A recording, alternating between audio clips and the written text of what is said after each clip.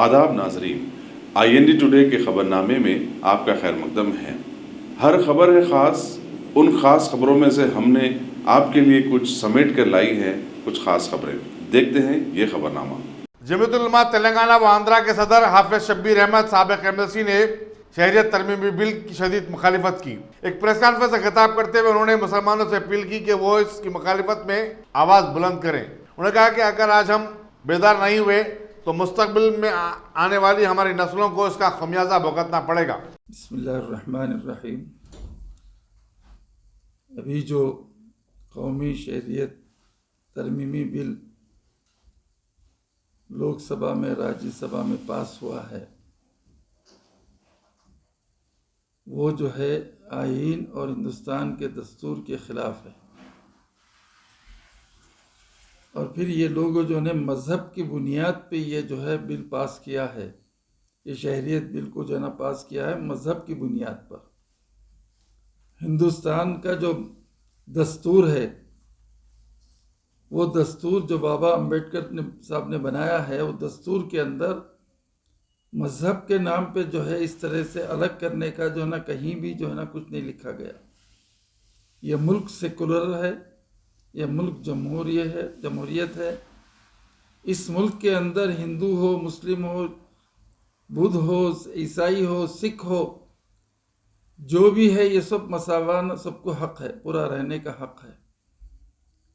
ये जो party RSS और बीजेपी की पार्टी है, इनको जो है मज़हब से इन तमाम से मुसलमानों को हटाकर जो है ना हिंदुस्तान में ऐसे कानून बनाना चाहते हैं कि मुसलमान इस मुल्क में ना रहे और मुसलमान का जो है ना वजूद इस मुल्क के अंदर ना रहे। और बार बार इन्होंने ऐलान भी किया, आसाम में और बंगाल में अमित शाह साहब ने एक बात कही कि पहले हम कौमी शहरियत बिल तरमीमी बिल लाएंगे, उसके बाद एनआरसी लाएंगे। अब ये कहते हैं कि मुसलमानों को घबराने की ज़रूरत नहीं है, मुसलमानों को परेशान होने की ज़रूरत नहीं है, तो ये खुल के कहें कि एनआरसी नहीं ला रहे हैं। ये खुद कहा है कि एनआरसी पूरा हम 24 तक लाएंगे, हर हिंदुस्तान से हर गैर जो मुल्की है, जो घुसपैठी है, उनको निकालेंगे। वो कौन लोग हैं तो बताएं पहले। और घुसपैठी को निकालने के लिए आपने कानून बना रहे, एनआरसी बना रहे। मैं यहाँ एक बात अर्ज करना चाहता हूँ कि आप अगर इस मुल्क के अंदर एनआरसी लाएंगे, मेरे घर के बाजू हिंदू भाई का घर है, अब जो एनआरसी वाला आएगा तो उस हिंदू भाई के पास नहीं जाएगा, इसलिए कि उसको शहरियत मिल चुकी है, हिंदुस्तानी शहरियत मिल चुकी है। वो तो मेरे पास आएगा ना, मेरे से पास पूछेगा। तो ये मज़हब की बुनियाद हुई नहीं हुई है, मज़हब के बुनियाद पे खेल नहीं हो रहा है। अरे उनको तो शहरियत मिल दे दी आपने, और फिर हमारे को जो कहेंगे कि आप कागजात बताओ। कहाँ से ला के बताएंगे कागजात? मेहनत मजदूरी करने वाले, देहातों में रहने वाले, मंडलों में रहने वाले, उन लोगों के पास है क्या कागजात? और जो सालों से यहाँ रहे, जिनके बाप दादा यहाँ पे जिंदगी गुजारे, और उनसे कह रहे हैं कि हमारे मुल्क में हमसे कागजात पूछा जा रहा, ये क्या बात हुई? ये सारे धीरे ये मतलब ये है कि इस मुल्क से मुसलमानों को निकाला जाए, मुसलमानों को जो है उनकी जो हैसियत, बराबरी की हैसियत है, उसको ख़त्म किया जाए। ये इनके जो है ना ये चीज़ें हो रही हैं।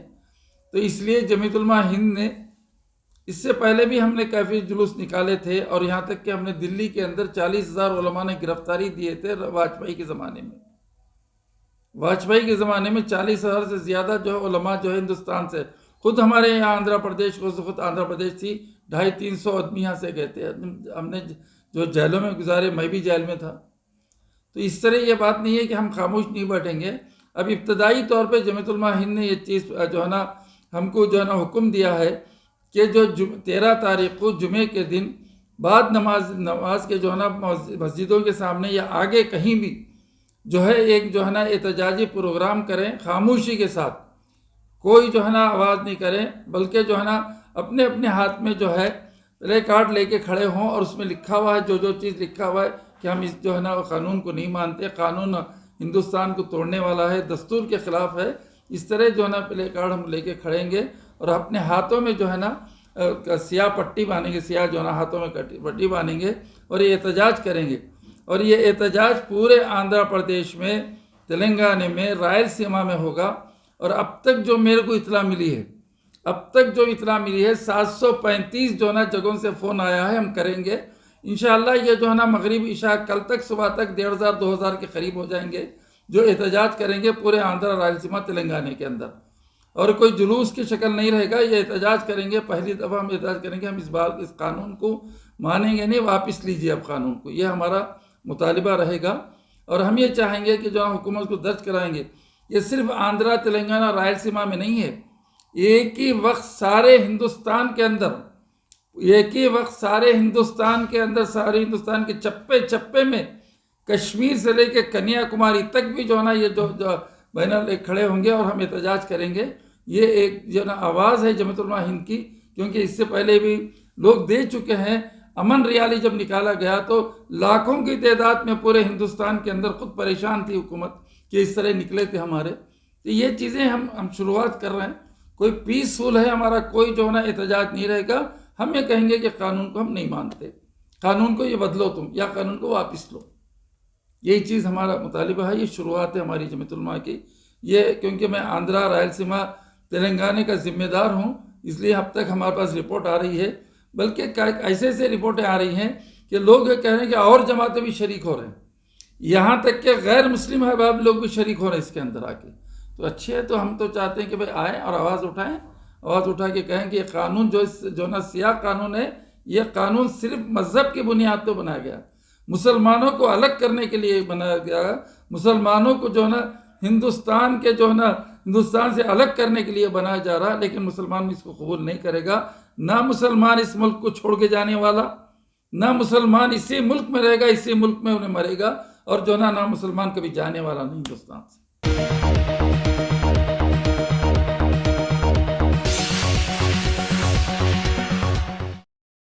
तेलंगाना भर में मी सेवा सेंटर्स कल 13 दिसंबर से 3 दिन के लिए बंद रहेंगे। मी सेवा सेंटर निजामाबाद के कार्तिक ने बताया कि डाटा बेस को बेहतर बनाने के लिए सेंटर्स को बंद करना नागुज़ीर है। उन्होंने बताया कि 13 दिसंबर की शाम 7 बजे से लेकर ये मराकज़ 16 दिसंबर की सुबह 8 बजे तक बंद रहेंगे।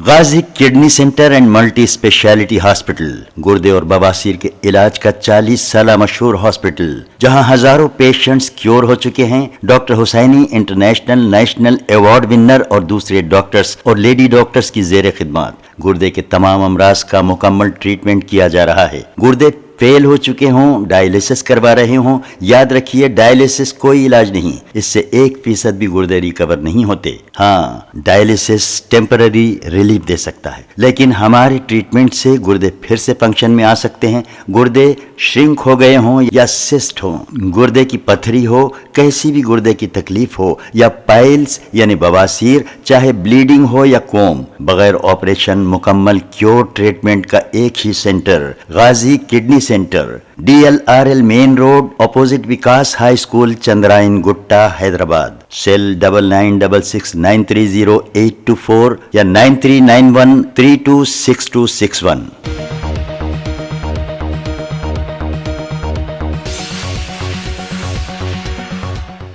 हिंदुस्तानी क्रिकेट टीम के साबिक कप्तान मोहम्मद अजहरुद्दीन के फर्जंद असदुद्दीन की शादी कल शाम सानिया मिर्जा की बहन अनम मिर्जा के साथ अंजाम पाई।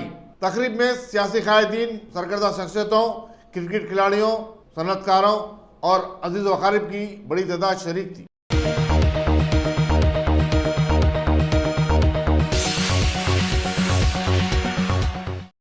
आंध्र प्रदेश में सहाफ़ियों पर हुकूमत की जानिब से आयद करदा तहदीदात को सहाफत पर हमला बताते हुए तेलुगु देशम पार्टी ने अमरावती में सेक्रेटरीट के रूबरू एहतजाजी धरना दिया। साबिक चीफ मिनिस्टर और सदर तेलुगु देशम एन चंद्रबाबू नायडू ने इस एहतजाज की क़यादत की। उन्होंने बेहतर एहतजाज अपनी जबान और आंखों पर सियाह पट्टी बांध रखी थी। चंद्रबाबू नायडू ने बताया कि 3 टीवी चैनलों को जारी असेंबली इजलास का कवरेज करने की इजाज़त नहीं दी गई है।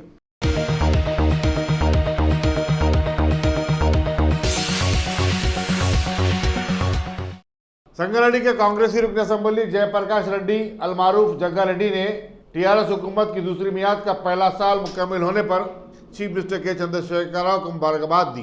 गांधी भवन में मीडिया से बातचीत करते हुए जग्गा रेड्डी ने इंतखाबी मंशूर में किए गए वादों को पूरा न करने पर चीफ मिनिस्टर को तनकीद का निशाना बनाया। उन्होंने कहा कि केसीआर को चाहिए कि वो अवामी मसाइल की तरफ तवज्जो दें। बसूरत दीगर कांग्रेस टीआरएस हुकूमत के खिलाफ जबरदस्त मुहिम शुरू करेगी। 2018 में इलेक्शन होके आज को कल को 1 साल हो रहा। 1 साल का मुबारक केसीआर साहब को दे रहा हूं मैं। 1 साल मुबारक केसीआर साहब। हम थोड़े पूछना चाह रहे पब्लिक के तरफ से, हम ये पूछना चाह रहे कि इलेक्शन मैनिफेस्टो में जो फार्मर को जो 1 लाख रुपए माफ करेंगे बोले, बच्चों के लिए रियम्बर्स में वो बच्चों के लिए जो जॉब्स नया था वो लोग निरुद्योग वृत्ति अनएम्प्लॉयमेंट पैसे दे तो बोल के बोले, 3000 रुपये दे तो 3016 रुपये आप देते बोले, रियम्बर्समेंट का के लिए आप करते बोले, हर एक ग्राम पंचायत को डेवलप करेंगे बोले, हर एक म्यूनसिपालिटी को डेवलप करेंगे बोले, महिला ग्रुप्स को डेवलप करेंगे बोले। ऐसा बहुत बात बोल के आप सीएम बन गए। बनने के बाद हम ये पूछना, आज तक बच्चों को लिए 3016 रुपये नहीं आया, फार्मर के लिए 1 लाख रुपए माफी नहीं हुआ, महिला ग्रुप्स को लोन्स नहीं है, हॉस्पिटल्स में फैसिलिटीज नहीं है, गवर्नमेंट हॉस्पिटल का वो राज्य आरोग्यश्री नहीं है। 10 साल में जो कांग्रेस पार्टी आरोग्यश्री था वो पूरा डेथ कर दी है। आरोग्यश्री आज तक कोई भी गरीब रेशन कार्ड दवाखाना को गए तो उनका जो भी 50-1 लाख से लेके जितने भी पैसे होते उनका इलाज के लिए हम पैसे देते थे कांग्रेस हुकूमत में। मगर आज का दिन आरोग्यश्री में पैसे नहीं है बोल के गवर्नमेंट बोल रहे हैं, प्राइवेट हॉस्पिटलों में ट्रीटमेंट बंद हो गया, गरीब लोग तो मर जा रहे। जो कांग्रेस हुकूमत में जो गरीबी के लिए इलाज के लिए जो पैसे आरोग्यश्री रखा उसको डेथ कर दिए। बच्चों का हॉस्टल्स में फैसिलिटीज नहीं है, पानी नहीं है, अच्छा खाना खिलाते बोले वो नहीं है क्या बोल के आप क्या दिए, हम ये पूछना चाह रहे। 1 साल हुआ, आप क्या दिए आज तक? हम जो भी पूछ रहे हैं उसमें एक भी नहीं हुआ आज तक। माइनॉरिटीज के लिए क्या करें, एसटी लोग बच्चों के लिए क्या करें, बीसी लोगों को क्या हो रहा, ऐसा बहुत सवाल है अब केसीआर के सामने। हम ये पूछना चाह रहे हैं, आज कोई पब्लिक भी कुछ नहीं है। आपको दूसरी बार भी आपको सीएम बने तेलंगाना पब्लिक, जो वादा किए वो वादा की बात नहीं चल रहा। मगर हम तो सुन रहे हैं डेली मीठे मीठे बातें सुन रहे केसीआर साहब का। सिर्फ हमारा मीठे बातों से खुश होना क्या? ठीक है, कल गजवेल में आप बहुत डेवलप करें, फिर एक ही गजवेल डेवलप हो तो हो जाता क्या? आपका केसीआर सीएम साहब है, उनका गजवेल डेवलप होता, दामाद का होता, बेटा का होता, बेटी का डेवलपमेंट होता, बाकी का एमएलए कॉन्फ्रेंस में कैसा कौन करेंगे डेवलपमेंट? हम ये भी सवाल पूछ रहे हैं। कांग्रेस पार्टी बहुत भी हम रियम्बर्समेंट कांग्रेस पार्टी हुकूमत में दी है बच्चों को पढ़ाने के लिए, 4% हम माइनॉरिटीज के लिए दिए। आप 12% बोले चले गए, 12% का बात ही नहीं निकाल रहे माइनॉरिटीज के लिए। एसटी बच्चों के लिए, नंबर्स के लिए, वो लोगों के लिए 12% बोले, वो भी बात नहीं निकाल रहे। ऐसा बहुत सवाल है केसीआर साहब के सामने। एक सवाल की जवाब दे सकते क्या वो लोग? प्रजा दरबार भी नहीं रखे केसीआर साहब। हमारे 3 सीएम थे, राजशेखर रेड्डी साहब, रोशे साहब, किरण कुमार रेड्डी साहब, प्रजा दरबार लेके गरीबों के लिए बात करते थे। सीएम क्या भी वो कहाँ का है वो सब? तेलंगाना हुकूमत में केसीआर साहब कौन सा पब्लिक मिल रहे बात कर रहे, कौन सा गरीब पब्लिक का बात सुन रहे हैं? ऐसा कोई चल रहा, अमल चल रहा नहीं चल रहा। इसलिए हम 1 साल का ये सवाल पूछना सर, आपका जो बात ही है वही बात का आपको सामने ला के रखे, हम उसका जवाब दे सके तो दो। आप काम करना बोल के हम आपको याद दिला रहे, बस हम पॉलिटिकल नहीं कर रहे। अगर आप अच्छा काम करें तो हम शाबाश बोलेंगे कांग्रेस पार्टी, नहीं करे तो आपको बराबर हम पब्लिक की तरफ से आपसे लड़ेंगे। हो सके जितना जल्द हो सके पब्लिक के लिए सोचो, पब्लिक का पेट भरो, पब्लिक को बचा लो। ये हमारा कांग्रेस पार्टी का तरफ से हम केसीआर साहब को पूछ रहे हैं।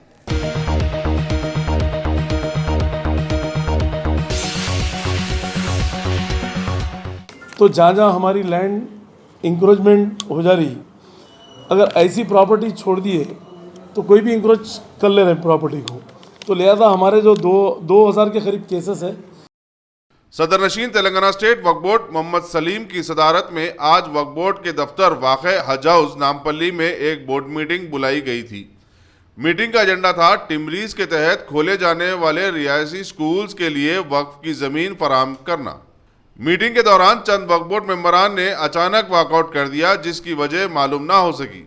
बाद अज़ां मोहम्मद सलीम ने तयख्खुन दिलाया कि पार्लियामेंट के सेशन की वजह से रुकने वक्फ बोर्ड बैरिस्टर असदुद्दीन अवैसी इस मीटिंग में मौजूद ना रह सके, जिसकी वजह से कुछ पेचीदगियां पैदा हो गई हैं। अब उन वॉकआउट करने वाले चेयरमैन साहब की वजह से नाराज हैं या उनका कुछ जाती मफाद पूरा होता नहीं दिखाई दे रहा था, ये तो आने वाला वक्त ही बताएगा। थी इससे पहले जो बोर्ड मीटिंग हुई थी उसके कंफर्मेशन को ओके करे पहले की बोर्ड मीटिंग के, और आज जो है ना इसमें टेमरिस का भी था, स्कूल्स को ज़मीन देंगे बोल के।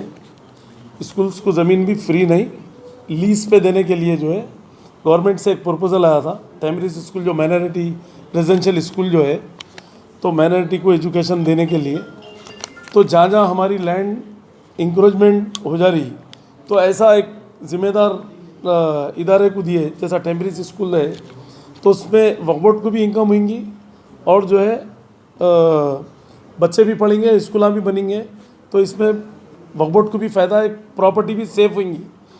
अगर ऐसी प्रॉपर्टी छोड़ दिए तो कोई भी इंक्रोच कर ले रहे हैं प्रॉपर्टी को, तो लिहाजा हमारे जो 2000 के करीब केसेस है। कल भी मैं स्टैंडिंग काउंसिलों की मीटिंग लेके सीरियस हम सीनियर एडवोकेट्स को लगाएंगे बोल के कल बहुत सीरियस हम लोग मीटिंग करें 7 बजे तक शाम में। तो इंशाल्लाह ताला ये पूरा एक साथ ये करके एक हफ्ते के अंदर हम लोग मीटिंग बुलाएंगे, जिसमें असदुद्दीन अवैसी साहब को भी इंशाल्लाह इनवाइट करेंगे यहाँ पर, हमारे अकबर साहब को भी, उनका भी ये करके जो है ना टेमरिस स्कूलों को ज़मीन देने के लिए इंशाल्लाह एक हफ्ते में जो है ना एक साथ मीटिंग रखेंगे, बल्कि तकरीबन 20 से 25 स्कूलों के लिए ज़मीन, हमारे वफ़ की जो स्कूलों को ज़मीन देने के लिए हम भी इरादा रखे हैं और इंशाल्लाह बोर्ड मेंबर्स भी रखे हैं, मगर असद साहब को भी इनवाइट करेंगे स्पेशल इन्वाइटी के हिसाब से। इसकी एक कमेटी बनाएंगे, बना के ये टेमरिस स्कूल्स को जो है लीज़ पे, जो वक्फ का जो रूल्स है, लीज़ रूल्स, वो हिसाब से देंगे। ये नहीं कि गवर्नमेंट है तो दे रहे नहीं, गवर्नमेंट को देंगे, मगर रेजिडेंशियल स्कूल को लीज़ रूल्स के हिसाब से बराबर गवर्नमेंट को हम ये स्कूलों के लिए लैंड देंगे, और उसको तैयार भी कर लिया मेजेंटा। और इंशाल्लाह नेक्स्ट मीटिंग में आज तस्वीर इकबाल साहब भी नहीं थे, हमारे ऑनरेबल मेंबर जो खम्मम के कमिश्नर है, उन्होंने मेंबर है हमारे, तो वो भी नेक्स्ट मीटिंग में रहेंगे। अल्लाह चाहे तो असद साहब भी रहेंगे, सो भी रहेंगे इंशाल्लाह। फुल फ्लैश मीटिंग करके वो स्कूलों का भी करेंगे, और भी इम्पोर्टेंट जो चीज़ें हैं उसमें डिसीजन लेके वो मीटिंग में करेंगे। हैदराबाद में भी है, डिस्ट्रिक्ट्स में भी है, क्योंकि आज लाखों रुपए करोड़ों रुपए जो ना किराया जा रहा दूसरों को, जो बिल्डिंगा ले रहे, तो वो जो है ना वक्फ बोर्ड को एक इनकम हो जाएगी ना, वो इनकम होने से हम गरीब आवाम के लिए कुछ काम कर सकते हैं, कुछ कारकर्दगी कर सकते हैं। मंशा वफ़ के हिसाब से जो है ना कुछ गरीबों को, पुअर पीपल को काम करना, बल्कि हमारा भी इरादा है इंशाल्लाह ताला, बोर्ड का भी इरादा है, गवर्नमेंट का भी इरादा है कि आज 206 स्कूल जितने जो स्कीम केसीआर साहब जो लेके आए हमारे, तो हम ये स्कीम्स को जो है ना इम्प्लीमेंट करने के लिए हम भी लैंड, हमारे को भी एक प्रपोजल आया, बराबर इसको कंसिडर करके इसको बराबर हम रेजिडेंशियल स्कूल के लिए बराबर देंगे लैंड, और नेक्स्ट मीटिंग में उसको एक हफ्ते के अंदर जो है ना फाइनल करके हम रेजोल्यूशन ये करेंगे। गवर्नमेंट भी दे रही है, ऐसे बहुत स्कूल सारे ना, 250 स्कूल है। अब हमारे पास जो लैंड है वो भी देंगे, गवर्नमेंट भी अपनी दे रही, गवर्नमेंट के जहाँ जहाँ वो भी दे रही, और हमारे पास जो लैंड है उसमें हम जो दे सकते हैं वो भी दे रहे। क्योंकि आज अगर हम लैंड नहीं दिए तो वो लोग इंक्रोच करके, आजकल लैंड ग्राबर्स तो मालूम है आप लोगों को, लैंड माफिया कितना गर्म है, जहाँ भी लैंड खुली दिख रही वहाँ बैठ जा रहे हैं, कोर्टा कचहरियाँ चल रहे हैं, 2000 केसेस हमारे चल रहे। उससे अच्छा तो जो है ना हमारी प्रॉपर्टी सेफ होती, वक्फ बोर्ड को इनकम आती, वफ़ की बोल के रहती, एक आइडेंटिफाई हो जाता हो, ऐसा है। प्रॉपर्टी पे इंक्रोचमेंट बोल तो देखना पड़ता, मगर हम लोग जो है ना जितना हो सका हम लोग प्रोटेक्ट कर रहे हैं उसको, पुलिस की मदद ले रहे हैं, गवर्नमेंट की मदद ले रहे हैं, आरडीओ की, कलेक्टर की लेके हम लोग वक्फ प्रॉपर्टी को जितना प्रोटेक्ट करना है पूरे हमारे ऑफिसर्स को लगा के हम भी रात के 12 बजे भी फ़ोन आया तो हम इमीडिएट एक्शन लेते हैं। हम लोग सुबह सुबह जो है ना हमारी टीम जाके रुकाती करती, कई केसेस बुक करा रहे हैं हम लोग क्रिमिनल, इंशाल्लाह ताला आने वाले टाइम में जो है ना आपकी टीम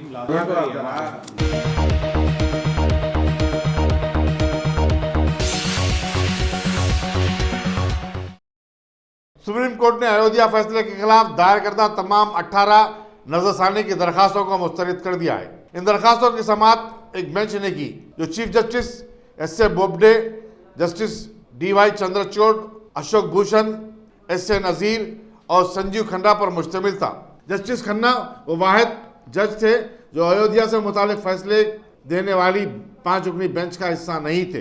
रंजन गोगोई की जगह उन्हें इस बेंच में शामिल किया गया है क्योंकि रंजन गोगोई रिटायर हो चुके हैं। बेंच का कहना है कि नजरसानी की दरखास्तें मेरिट की बुनियाद पर दाखिल नहीं की गई और बताया कि जो लोग मुकदमे के फरीक नहीं है वो नजरसानी की दरखास्त दायर नहीं कर सकते। वाज़ेह रहे कि 9 नवंबर को सुप्रीम कोर्ट की 5 रुकनी बेंच ने अयोध्या की 2.77 एकड़ मुतनाज़ अराजी हिंदुओं को अलाट करने का फैसला किया था। सुप्रीम कोर्ट ने अखिल भारतीय हिंदू महासभा की दरखास्त नजरसानी को भी मुस्तरद कर दिया जिसमें सुन्नी वक्फ बोर्ड को 5 एकड़ अराजी देने के फैसले पर एतराज किया गया था।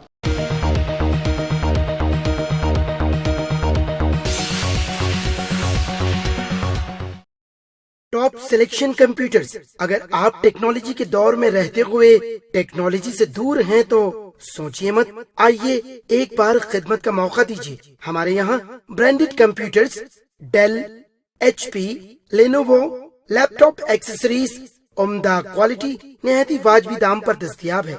स्कूल, कॉलेज, कॉर्पोरेट, ऑफिस वगैरह में बल्क क्वांटिटी में सप्लाई की जाती है। इसके साथ साथ हमारे यहाँ माहिर टेक्नीशियंस की निगरानी में रिपेयर की सहूलत भी मौजूद है। अगर आप अपने घर, दुकान, सोसाइटी, स्कूल वगैरह को सेफ और क्राइम फ्री बनाना चाहते हो तो इंस्टॉल कीजिए CCTV कैमरा जो HD क्लियरिटी के साथ दस्तयाब है। गुज़िश्ता 10 साल से मुल्क भर में अपनी इन तमाम खिदमात को जारी रखते हुए आपके एतमाद को बरकरार रखने वाला नाम top selection computers, Vijayanagar colony beside Riyan hotel Hyderabad. Director Syed Rashid Ali. Phone 9849715954। Top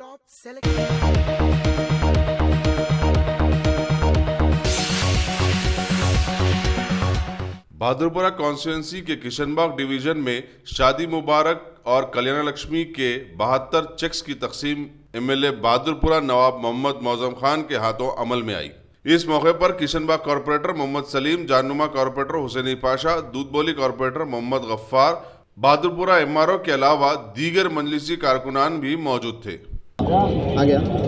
बोलो, आज बहादुरपुरा कॉन्स्टिट्यूंसी के अंदर महक फंक्शन हॉल किशनबाग के अंदर शादी मुबारक और कल्याण लक्ष्मी चेक्स का प्रोग्राम रखा गया था है। शादी मुबारक के 56 चेक्स है, कल्याण लक्ष्मी के 16 चेक्स है और ये टोटल अमाउंट 71,34,236 है। मजलिस इत्तेहादुल मुस्लिमीन और सदर मजलिस इत्तेहादुल मुस्लिमीन हमेशा आवाम को सहूलत पहुंचाने की कोशिश करते हैं। अब उसी का नतीजा देख सकते हैं कि आज बहादुरपुरा कॉन्स्टिट्यूंसी में ये 5th प्रोग्राम रखा गया है। तकरीबन अब तक 5 करोड़ रुपए की लागत से शादी मुबारक और कल्याण लक्ष्मी के चेकों को बहादुरपुरा कॉन्स्टिट्यूंसी की गरीब आवाम को जो मुस्तहिक़ थे, शादी के खर्चे नहीं उठा सकते थे, उनके लिए मजलिस इत्तेहादुल मुस्लिमीन की जानिब से ये सहूलत मिल गई है। आज हुकूमत तेलंगाना जो भी स्कीमात निकालती है, या कल्याण लक्ष्मी या शादी मुबारक होने दीजिए, या ओल्ड एज पेंशन होने दीजिए, या विडो पेंशन होने दीजिए, या हैंडीकैप पेंशन होने दीजिए, या जो भी बेनिफिट्स गवर्नमेंट की जानिब से निकलते हैं, हमेशा मजलिस इत्तेहादुल मुस्लिमीन वो आवाम के दरमियान में लेकर आकर आवाम को फ़ायदा पहुंचाती है। ये मजलिस इत्तेहादुल मुस्लिमीन है। आज मैं हमेशा आपके चैनलों को ये कह रहा हूँ, आप बहादुरपुरा कॉन्स्टिट्यूंसी में एक एक गली एक एक महल्ला फिर कर देखिए आप किस तरीके से हमारा वर्कर मजलिस इत्तेहादुल मुस्लिमीन का महल्ले में काम कर रहा है, हमारा कॉरपोरेटर किस तरीके से अपने डिवीजन्स की नुमाइंदगी कर रहा है। ये मजलिस इत्तेहादुल मुस्लिमीन है। ये जमात इलेक्शन के वक्त आवाम के दरमियान में नहीं आती है। मजलिस इत्तेहादुल मुस्लिमीन की खुसूसियत है, बरस के 12 महीने हमारा कॉरपोरेटर, हमारा वर्कर आवाम के दरमियान में रहकर उनके सहूलतों को उनको हासिल करने की कोशिश की जा रही है। इंशाअल्लाह ताला और भी प्रोग्राम्स होंगे और भी बातें बताई जाएंगी। शुक्रिया आप लोगों का।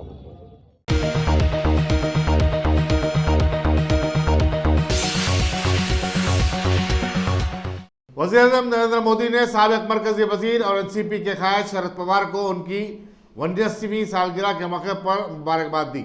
अपने एक ट्वीट पैगाम में नरेंद्र मोदी ने कहा कि वो शरद पवार की दराज़ी उम्र के लिए दुआ गो हैं। शरद पवार 1940 में आज ही के दिन महाराष्ट्र के बारामती में पैदा हुए थे। वो महाराष्ट्र के 3 मरतबा चीफ मिनिस्टर भी रह चुके हैं। उनकी पार्टी के कारकुनों ने 80 लाख रुपए जमा किए, जो कि गैर मौसमी बारिश से जिन किसानों की फसल को नुकसान पहुंचा है उनमें तकसीम किया जा सके।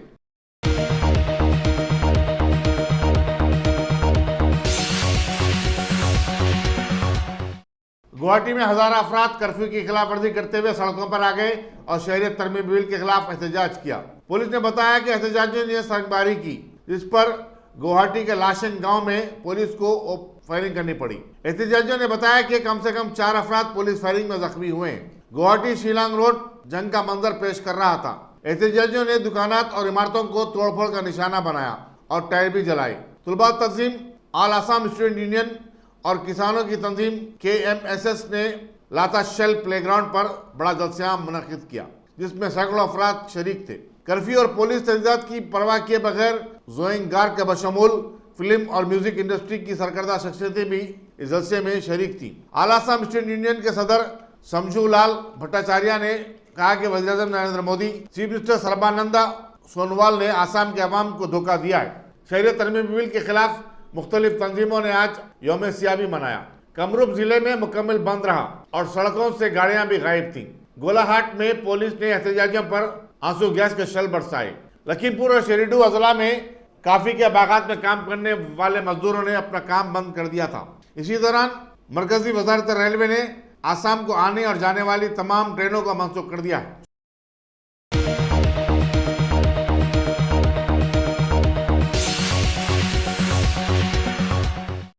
बांग्लादेश के वज़ीर ख़ारजा AK अब्दुल मोमिन ने शहरियत तरमीमी बिल पर आसाम और त्रिपुरा में जारी हंगामों के पेश नज़र अपना दौरा हिंदुस्तान मनसूख कर दिया।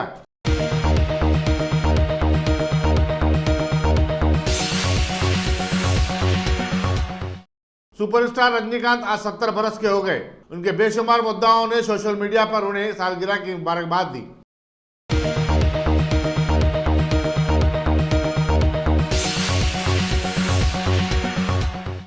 Indian space research organisation ISRO ने आज श्रीहरिकोटा से मुल्क के रिमोट इमेजिंग सैटेलाइट रिसाट को दाग दिया। इसरो के सदनशीन के ने तमाम साइंसदानों को रिसाट और दूसरे सैटेलाइट को भी खला में छोड़े जाने पर मुबारकबाद दी। उन्होंने इस मिशन को कामयाब और तारीखी करार दिया।